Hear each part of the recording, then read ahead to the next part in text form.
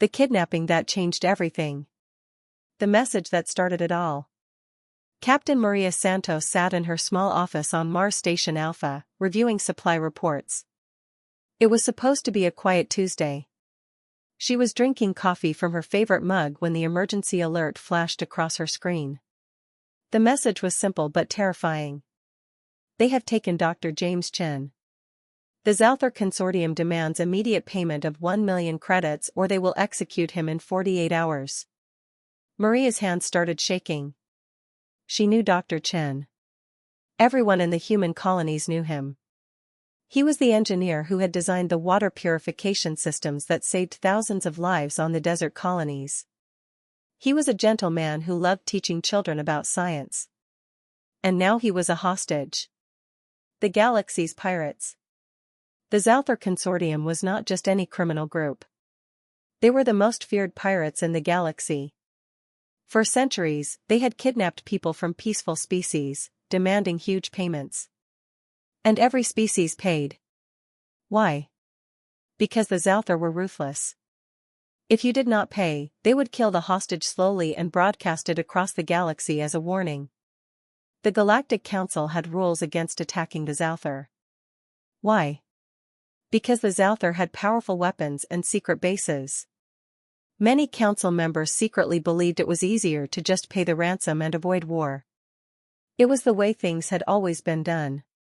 Dr. Chen had been traveling to the Helios research station when his ship was attacked. The Zyrath boarding party had killed his security team and taken him. Now he was somewhere in the Outer Rim, waiting to see if humanity would save him. Earth's answer. The message reached Earth within hours.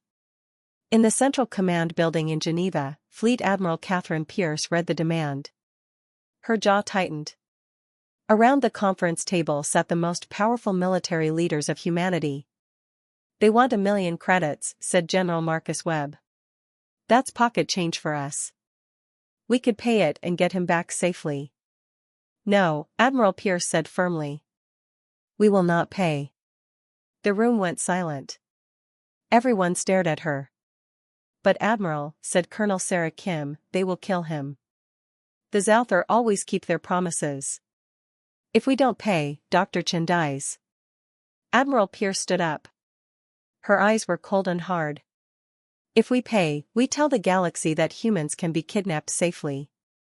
Every human scientist, every human trader, every human child becomes a target. We pay once, and we will pay forever. She walked to the large window overlooking the city. Humanity has a different answer for pirates. We don't pay ransoms. We deliver justice. Preparing the response. Within 1 hour, 3 human warships began preparing for launch.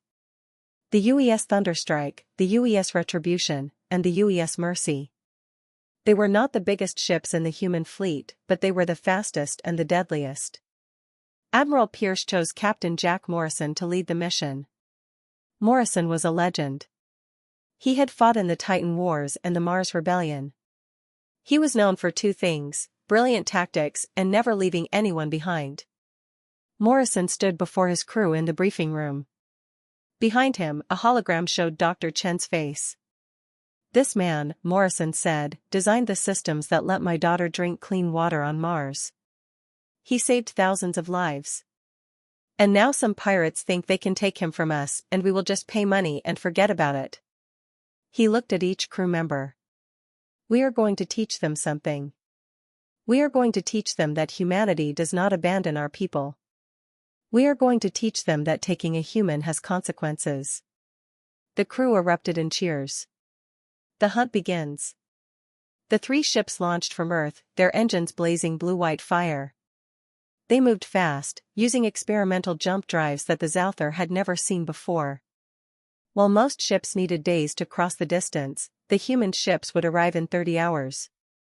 Meanwhile, in a dark prison cell on an asteroid base, Dr. James Chen sat on the cold floor. His hands were chained. His face was bruised. But his mind was still working. The Zyrath guard, a huge creature with 4 arms and red scales, laughed at him. Your people will pay. They always pay. All the weak species pay.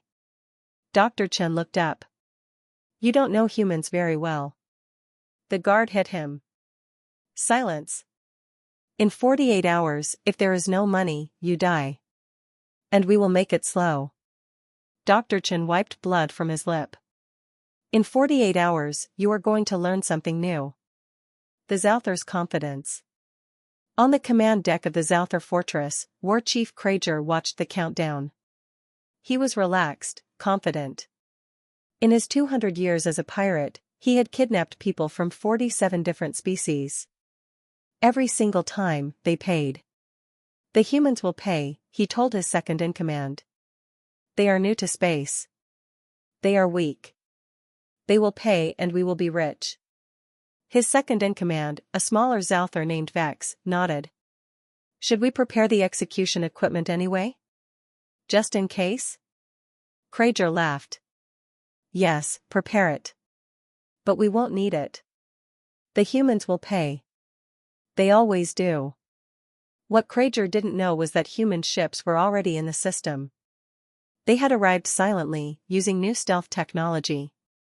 And they were not there to negotiate. The calm before the storm. Captain Morrison stood on the bridge of the Thunderstrike, studying the asteroid fortress. It was big, covered with weapons and shields. Any normal attack would fail. Captain, said Lieutenant Hayes, we have located Dr. Chen. He is in cell block 7, level 3. But sir, the defenses are too strong. We cannot just attack. Morrison smiled. Who said anything about attacking? He opened a channel to the other ships. Retribution, Mercy, are you in position? Retribution ready, Captain. Mercy in position and ready, sir. Morrison nodded. Good. Remember, we are not here to destroy the base. We are here to send a message. The message is this: you can't take our people and expect to survive. He pressed a button. All ships, begin Operation Thunder. The first strike. The Zalthar fortress was surrounded by early warning satellites. They were designed to detect any approaching ship and sound the alarm. But the human ships had something new: electronic warfare pods that could hack into alien systems. One by one, the satellites went blind. Their screens showed empty space while human ships moved closer. By the time the Zalthar realized something was wrong, it was too late. The first missile hit the main shield generator. The explosion lit up space like a small sun. The fortress shields flickered and died. What is happening?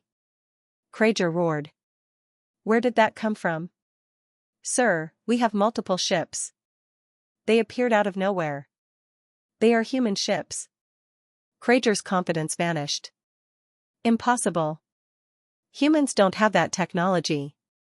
They are too primitive. Another explosion rocked the fortress. This time, it was the main communication array. The Zalthar could not call for help. Return fire. Krager screamed. Kill them all. But the human ships were too fast. They danced between the fortress weapons, firing with deadly accuracy.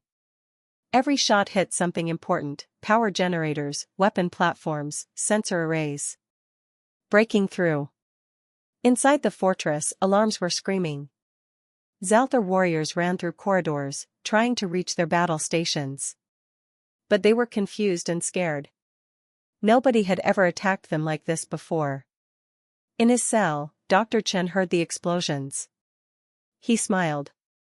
I told you, he said to the guard. You don't know humans.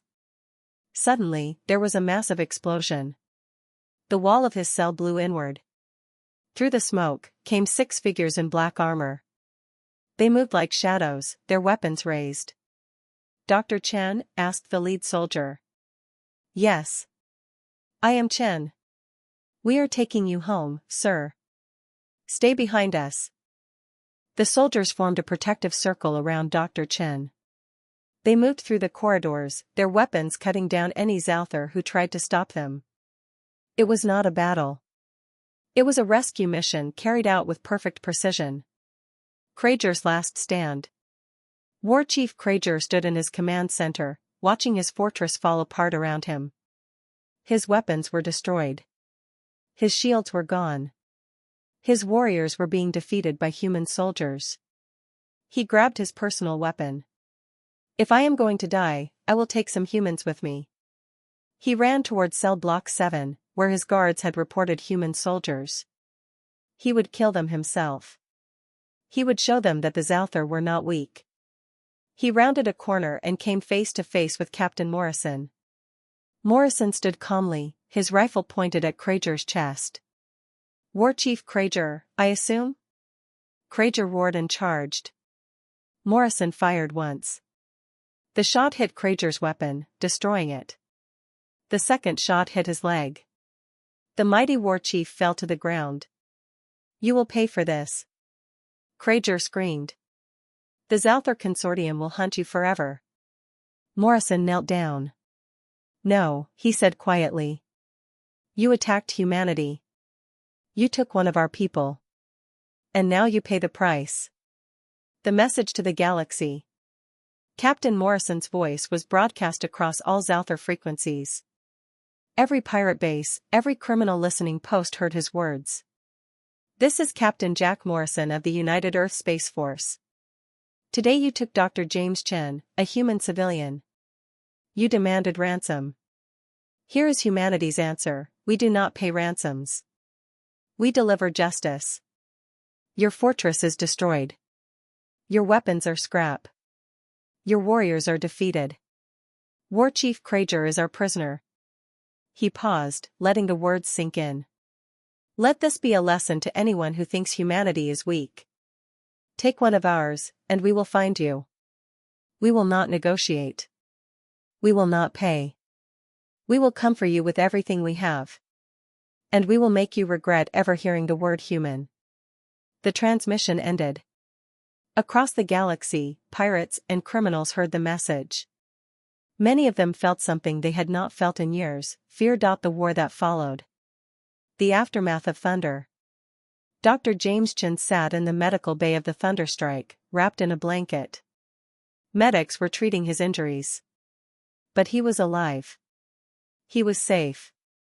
He was going home. Captain Morrison entered the room. Dr. Chen, how are you feeling? Chen looked up with tears in his eyes. You came for me. You actually came. Morrison smiled. Of course we came. You are one of ours. Humanity never leaves anyone behind. But the risk, Chen said. The cost. You could have just paid the ransom. Morrison shook his head. If we paid, every human in space becomes a target. We had to make a stand. We had to show the galaxy who we are. Chen nodded slowly. What happens now? Now? Morrison said. Now we wait to see how the galaxy reacts. The galaxy's shock. The rescue of Dr. Chen sent shockwaves across the galaxy. The news spread like wildfire. Humans, the newcomers, the species that had just barely begun exploring space, had attacked and destroyed a Zyrath fortress. They had rescued their hostage and captured the infamous war chief Krager. On the Galactic Council station, representatives from 50 species gathered in emergency session. The chamber buzzed with excited and worried conversations. Ambassador Clara of the Villani stood to speak. Her people had paid the Zyrath ransom 17 times in the past century. The humans have done something remarkable, she said. But they have also started a war. The Zyrath will not accept this insult. Ambassador Krell of the Serpentine Empire hissed his agreement. The humans are fools. They think one victory means anything. The Zyrath Consortium has thousands of ships. They control dozens of systems. Humanity will be crushed. But Ambassador Chenwei of Earth stood calmly. The Zyrath have operated freely because you were all afraid. You paid and hoped they would leave you alone. But paying only made them stronger. Humanity will not feed the monster. We will kill it. The Zyrath response. Deep in the Outer Rim, in a hidden base surrounded by warships, the High Council of the Zyrath Consortium gathered. They were the most powerful pirates in the galaxy. And they were furious. "These humans," roared Council Leader Vexer. "They dare to attack us? They dare to capture Krager? We will make them pay. We will make them scream for mercy." "We should kidnap more humans," suggested another council member. "Take hundreds of them. Make the humans beg." "No," said Vexer. "We will do more than kidnap. We will invade their colonies. We will destroy their ships. We will show the galaxy that nobody defies the Zyrath lives." The council agreed. Orders went out to assemble the largest Zyrath fleet ever created. 200 warships began gathering. Their target, the human colony on Proxima 3, home to 5,000 civilians. Preparing for war. The warning reached Earth 12 hours later. Intelligence intercepted Zyrath communications. A massive fleet was heading toward Proxima 3. Fleet Admiral Pierce called an emergency meeting. "They are sending everything they have," she said. 200 ships. "They want to make an example of us." General Webb looked at the numbers. "We can't match that. We have maybe 60 ships within range. Even with our technology advantage, the odds are terrible." "Then we evacuate Proxima 3, suggested Colonel Kim. "Get the civilians out. Let them take an empty colony." "No," said Admiral Pierce. "If we evacuate, we look weak. Every human colony becomes a target. We stand and fight." "With 60 ships against 200? Webb asked. "That's suicide." Pierce smiled grimly. "Then we had better be clever about it." The trap at Proxima. The UES Thunderstrike and her sister ships arrived at Proxima 3 days before the Zyrath fleet. Captain Morrison was given command of the defense. He looked at the odds and started planning. Proxima 3 was a small colony built into a series of underground caverns. The planet had 3 moons and an asteroid belt nearby. Morrison studied the terrain carefully. "We can't win a straight fight," he told his officers. "So we won't have a straight fight. We will make them come to us on our terms." He began positioning ships and weapons. Mines were scattered through the asteroid belt. Missile platforms were hidden on the 3 moons. Fake signals were broadcasted to make it look like the human fleet was larger than it was. On the colony, volunteers prepared to fight. Civilian engineers modified mining equipment into weapons. Scientists created new types of explosives. Everyone knew what was at stake. If Proxima 3 fell, other colonies would follow. The Zyrath arrive. The Zyrath fleet dropped out of hyperspace in perfect formation. 200 warships, bristling with weapons. They were confident. They outnumbered the humans more than 3 to 1. Admiral Zexus commanded the fleet from his flagship, the Doom of Worlds. He looked at the pitiful human forces and laughed. "Look at them. 60 small ships trying to protect one colony. This will be over in an hour." He opened communications. "Humans, this is Admiral Zexus of the Zyrath Consortium. You have one chance to surrender. Abandon your colony and leave this system. If you refuse, we will destroy every ship and kill every colonist. You have 10 minutes to decide." Captain Morrison replied from the Thunderstrike. "Admiral Zexus, this is Captain Morrison. Here is our answer, come and try." The battle begins. The Zyrath fleet advanced in 3 waves. The first wave of 50 ships moved toward the human positions, weapons charging. "Fire," ordered Admiral Zexus. The space lit up with weapons fire. Thousands of missiles and energy beams streaked toward the human ships. But Morrison had prepared well. The human ships scattered, using the asteroids for cover. The Zyrath fire hit rocks and empty space. Then the mines activated. Hidden among the asteroids, hundreds of human mines detonated as Zyrath ships passed. The explosions ripped through the pirate formation. 10 ships exploded. 20 more were damaged. "What is this?" Zexus shouted. they mined the entire field? Second wave, advance, he ordered. Clear those asteroids. The second wave of 70 ships moved forward, weapons firing in all directions, trying to destroy the hidden mines. But this took them closer to the 3 moons. And on those moons, missile platforms were waiting. Thousands of missiles launched simultaneously from the moon bases. They came from 3 directions at once. The Zyrath tried to shoot them down, but there were too many. The missiles slammed into the second wave. Explosions bloomed like deadly flowers. The turning point. Admiral Zexus watched in horror as his carefully planned attack fell apart. He had lost 30 ships and the battle had barely begun. The humans were fighting with tricks and traps, refusing to have the straightforward battle he wanted. Third wave, he roared. All ships advance. Crush them. The remaining 120 Zyrath ships surged forward together, abandoning careful tactics for sheer overwhelming force. This was exactly what Morrison had been waiting for. Now, Morrison said calmly. Spring the final trap. What the Zyrath didn't know was that humans had brought something new to the battle, experimental gravitational weapons. 3 satellites, positioned carefully, activated simultaneously. They created a massive gravitational distortion right in the middle of the Zyrath fleet. Ships were pulled together, colliding with each other. The carefully organized formation became a chaotic mess of colliding vessels. Some ships tried to escape, only to crash into others trying to do the same thing. In the confusion, the human ships attacked. They didn't fight honorably. They attacked damaged ships, targeting engines and weapons. They used the wreckage as cover. They worked together with perfect coordination while the Zyrath fleet fell apart. The final choice.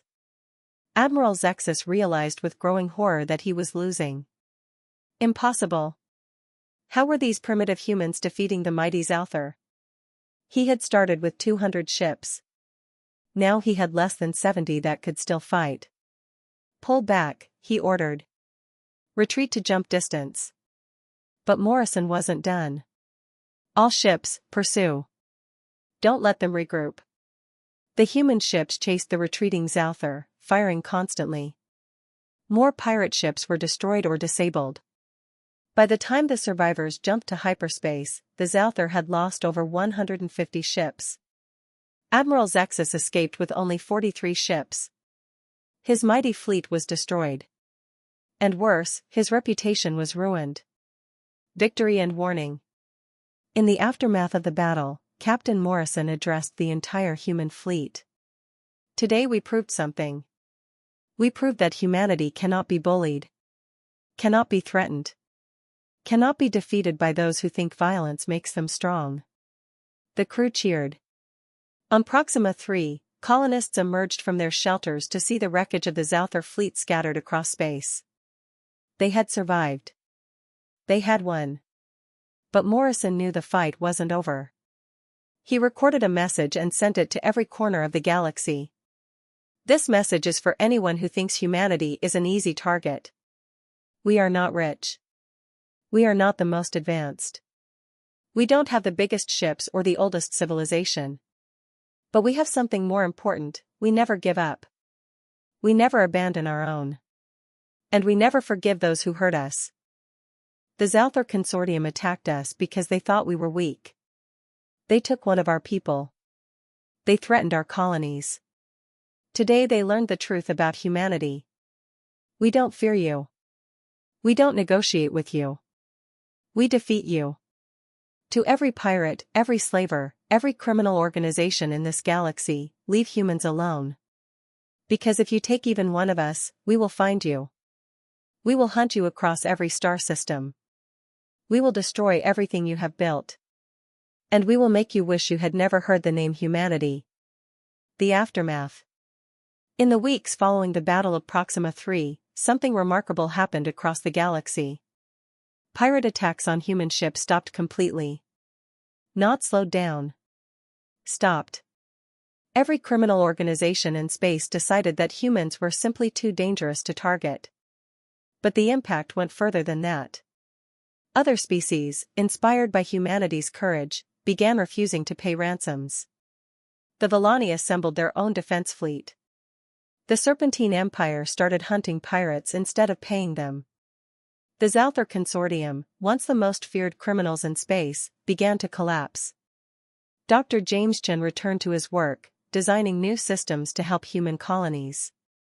But now he worked under heavy security. Not because humanity was afraid, but because they had learned something important: every human life matters, and humanity will go to war to protect even one person. War Chief Krager was put on trial. In his final statement, he said something that became famous across the galaxy: "I kidnapped people from 47 species. All of them paid.